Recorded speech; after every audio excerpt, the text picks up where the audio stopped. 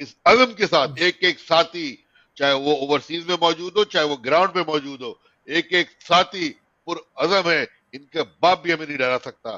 یہ پوری کوششیں کر لیں. انہوں نے ہر کوشش کر کے دیکھ لی. ہم اس عزم کے ساتھ قائد تحریک الطاف حسین بھائی کے ساتھ کھڑے ہیں اور اپنے حقوق کے لیے قائد تحریک کی رہبری اور رہنمائی میں آخری حد تک جائیں گے، آخری حد تک.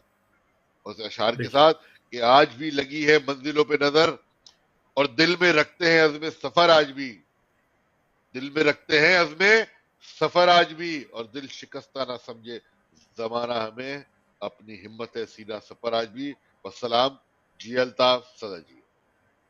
صدا جی بہت بہت شکریہ عاطف بھائی، بالکل آپ نے درست فرمایا. اور جو آپ نے ابھی کاکڑ صاحب کا بیان کے حوالے سے بات کی، تو اسی لیے یہ الفاظ نکلے ارباب اقتدار اور ارباب اختیار. تو بے شک وہ اقتدار میں بظاہر ہیں آن پیپر، لیکن اختیار جن کے پاس ہے وہ لکھ کے دے دیتے ہیں اور یہ پڑھ دیتے ہیں. ان کا نہ کوئی ضمیر ہے، نہ ان کو خوف خدا ہے، نہ ان کا کوئی انصاف اور ہیومینٹی سے کوئی تعلق ہے، نہ کوئی ہیومن رائٹ جیسی سچویشن ان کے سامنے ہے. اندھے بہرے گونگے سمم بکمن امیون والی سچویشن ہے ان کی. یہ اللہ تعالیٰ نے ان کو جو ہے وہ گونگا بہرا اور اندھا کر دیا ہے. اور جس ناانصافی کے ساتھ جس مرتبے پہ یہ بیٹھے ہوئے ہیں، اس پہ بیٹھ کے جس ناانصافیوں کی اور جس